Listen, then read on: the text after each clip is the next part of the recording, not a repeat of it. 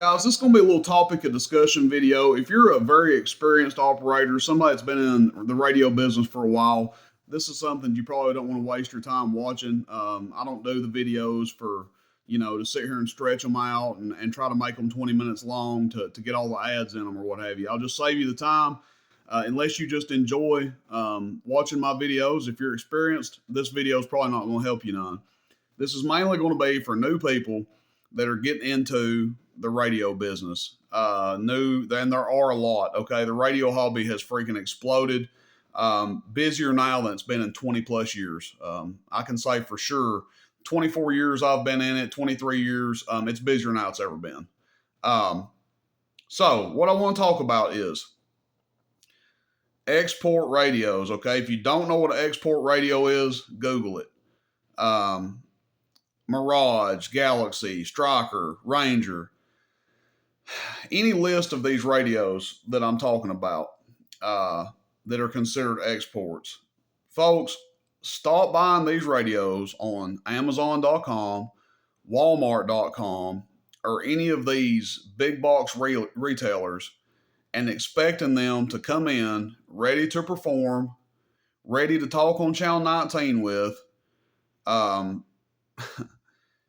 what's happening is people are thinking that they're saving money on these radios, and they go to Amazon, they go to Walmart, and they say, "Oh man, a Striker 955.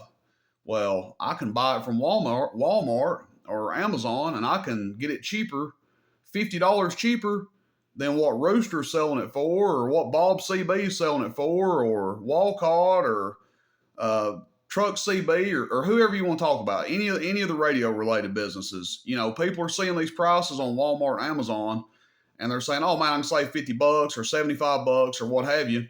Well, guess what happens? They get their radio out, and it's almost daily. People email me about this, comment on a YouTube channel about this, text me about this.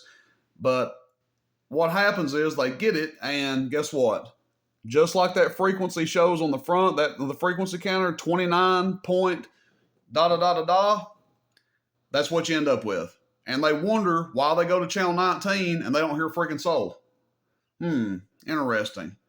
Well, that's because when you buy these radios from some big box retailer that knows not a damn thing about a radio, all they're doing is getting them in from the manufacturer and selling them. They don't do any work to them. They don't tune them. They don't convert them, if you will. Okay? If you don't know what that is, look into it.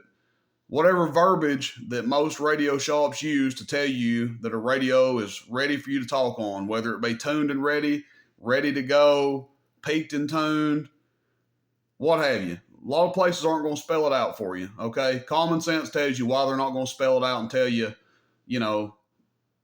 exactly what's been done to it. Okay? But I just got an email this morning from a guy, and he got a Striker 447. He probably got it for less than $300, I'm sure. Probably, I don't even know what they go for on Amazon. Probably $279, $289. I got no idea. I'd have to look. But anyway, here he is with this radio that he can't even use now because he bought it assuming that he was saving money on it and that he could just turn it on and talk on Channel 19 without anything being done to it.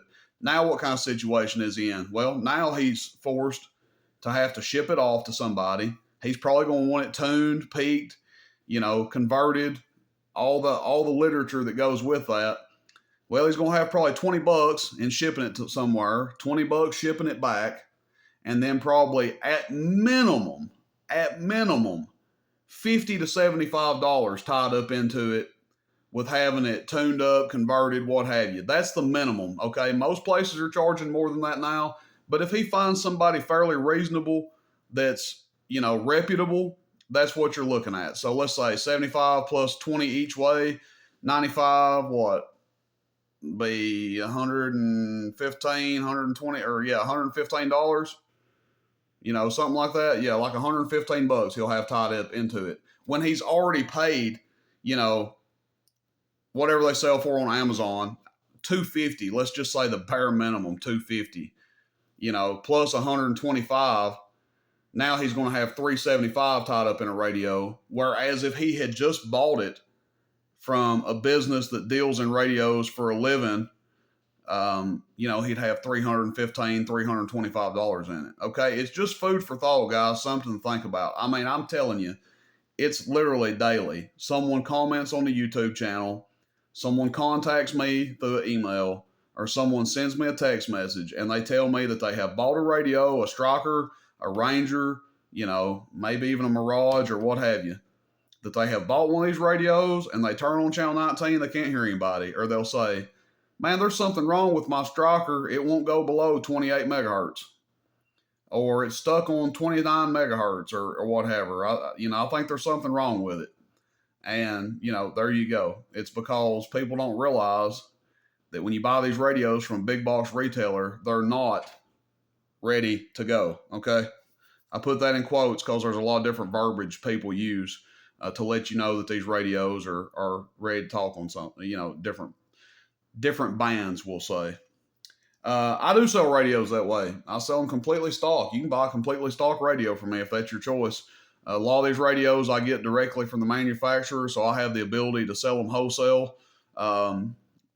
Ranger, any tone, stuff like that. I can get those directly and make you a pretty good deal on them. Even Strikers. I mean, if I wanted to, I could probably sell them wholesale. But like I said, guys, not going to keep this video stretched out. Not going to sit here and have a 20-minute conversation about it just to pack the video full of ads. But it's just something to be aware of for people that are just now getting into the hobby. You don't know anything about radio, okay? Beyond the channel situation, stock radios just don't perform, okay? You're not going to be happy with just buying a stock radio. You'll have people out there that tell you that I'm wrong about that there's nothing wrong with talking on stock radio. I can assure you that if you get into this radio hobby and you're hearing people talk and they're sounding good, they're loud, they're talking many miles up the road, what have you, and you hook your stock radio up with that same expectation, you will be sorely disappointed. I promise you.